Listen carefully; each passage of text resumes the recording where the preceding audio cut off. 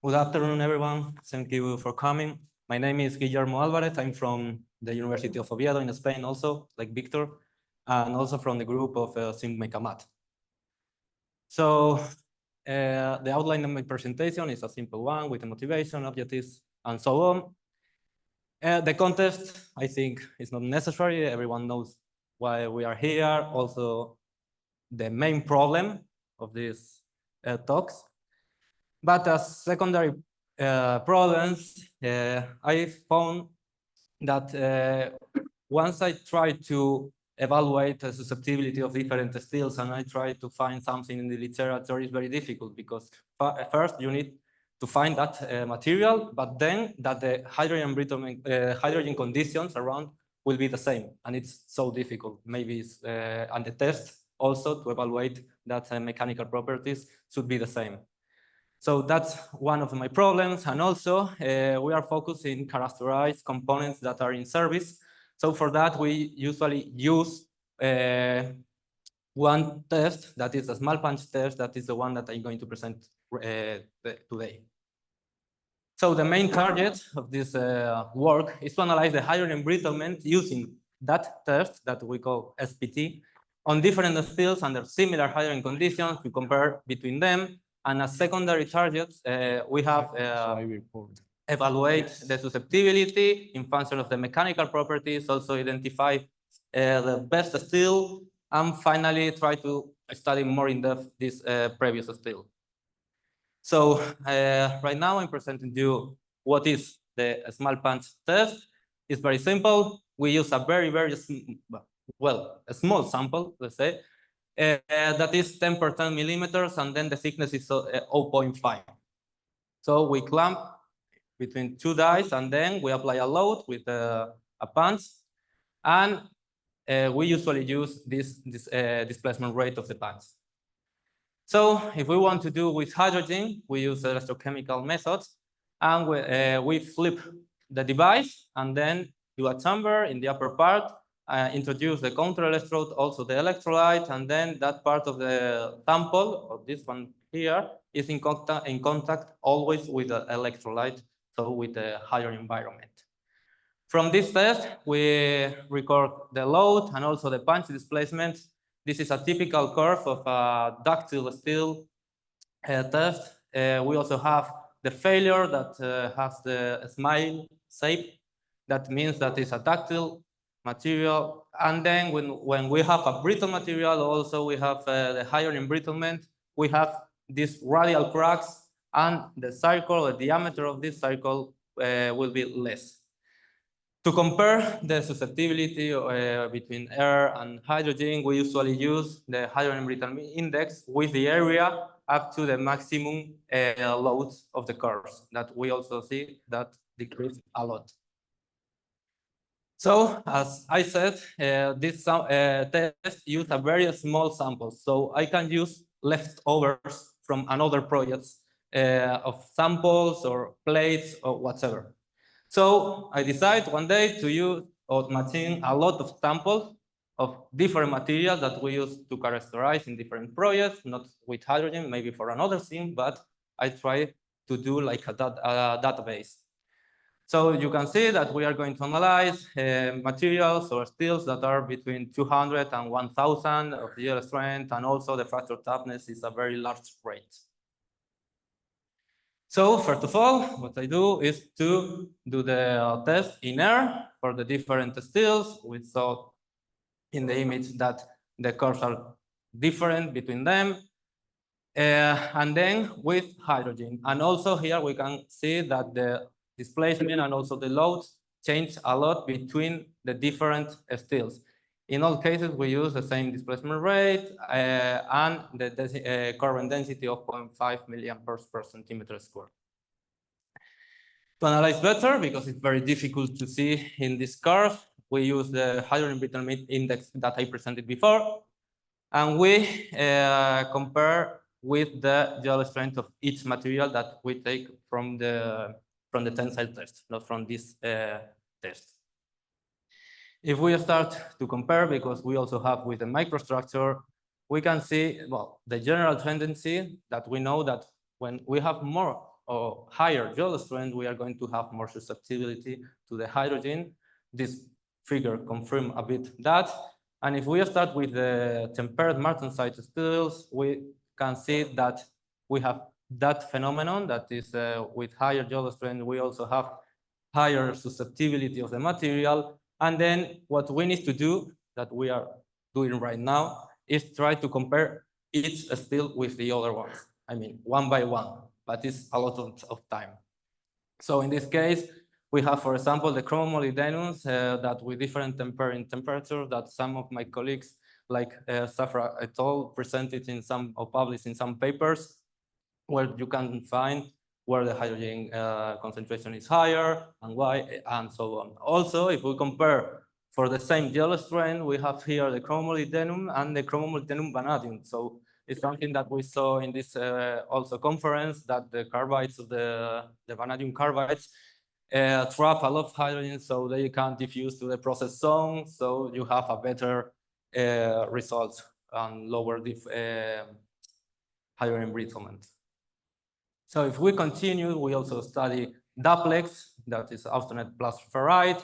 And in this case, we have two different duplets. One I call DP, is the same one, really, but is from different companies. And one is DP 2205, and then the other one I call duplex. In this case, we analyzed two directions of the bands. But it's true that we didn't see any difference, but it's probably because of this test. That is a biaxial test, so it's a bit complex to be some difference between them.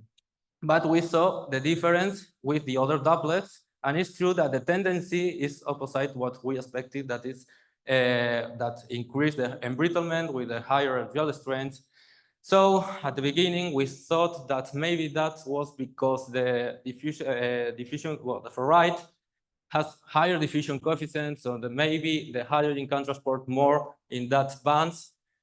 So maybe if you have more ferrite, maybe you have more embrittlement. But we measure that ratio and was the same in both.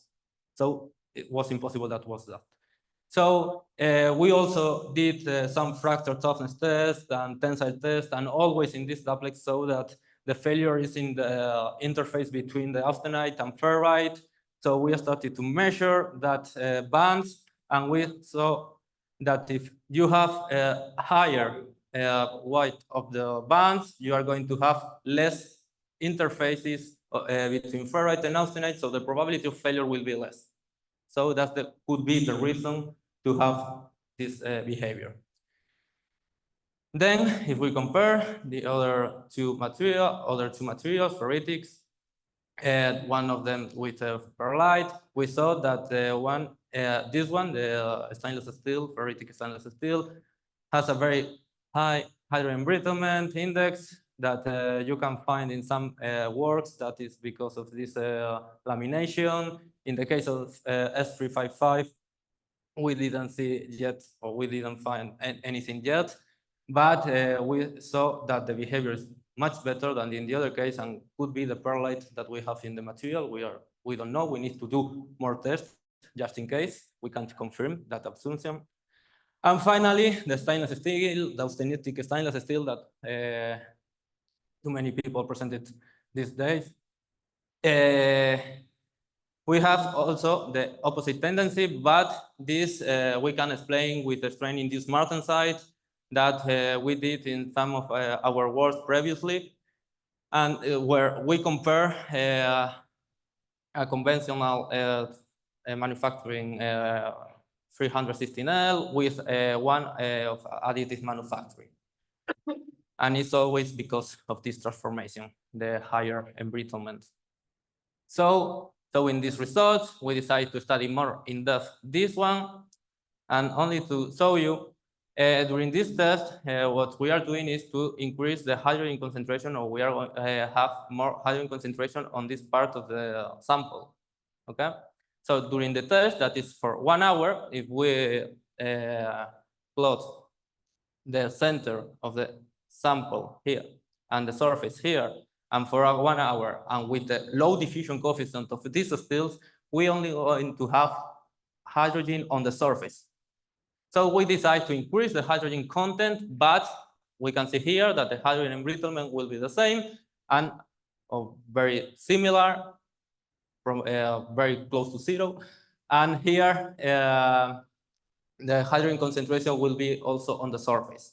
So we decide to pre-charge the sample for 48 hours at room temperature, and then do the test. And we started to have more, or try to have more in depth that hydrogen on the sample, but was not enough. I mean, only 0.1 millimeters.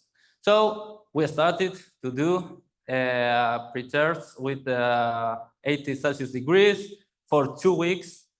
And we started to have hydrogen on the middle of the sample. Also, we measure the content that we are pre-charging. We do the same, and the hydrogen embrittlement started to increase. And also, for the last one, the last sample that we had, we did the test without the test in situ, because actually, if you have during the test, this hydrogen on the surface will not be very relevant, or we thought that will not be very relevant on the results, and the hydrogen embrittlement index increased.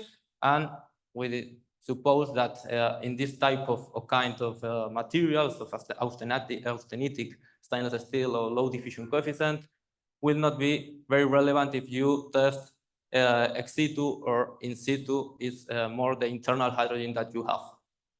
So finally, we decide to put one of the samples inside an autoclave under these conditions, and we measure the content. We have 40 ppm, very similar to the one that we had here. And if we compare here, the hydrogen embrittlement is a bit lower in this case, but the content is a bit higher.